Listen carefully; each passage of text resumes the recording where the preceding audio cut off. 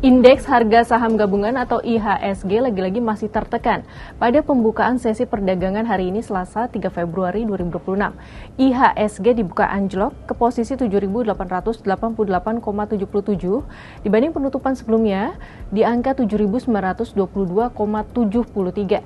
Dua hari ini IHSG tertekan di kisaran 7.900 dan 7.800. Mencermati angka ini, Menteri Koordinator Bidang Perekonomian Airlangga Hartarto dan Menteri Keuangan Purbaya Yudisadewa tetap optimistis IHSG akan membaik. Apa alasannya? Lalu bagaimana juga rencana penetapan Dewan Komisioner Otoritas Jasa Keuangan yang katanya akan berpengaruh terhadap perbaikan IHSG? Kita bahas ya. IHSG pertama kita lihat terjadi net inflow asing.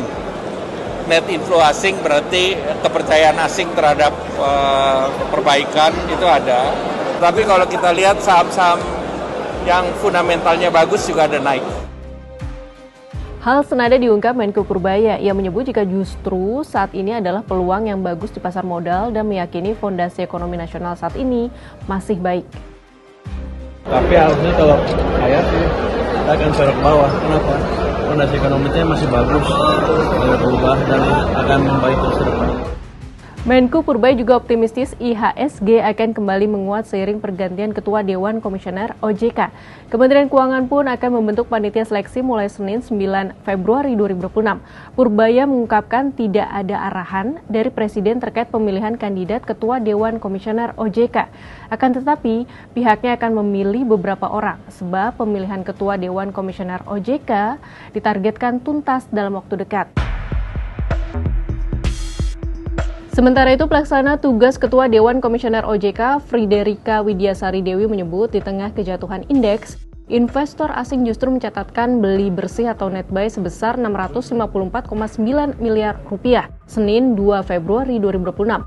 Momentum ini menjadi berita bagus sebab setelah 4 hari berturut-turut mencatat jual bersih.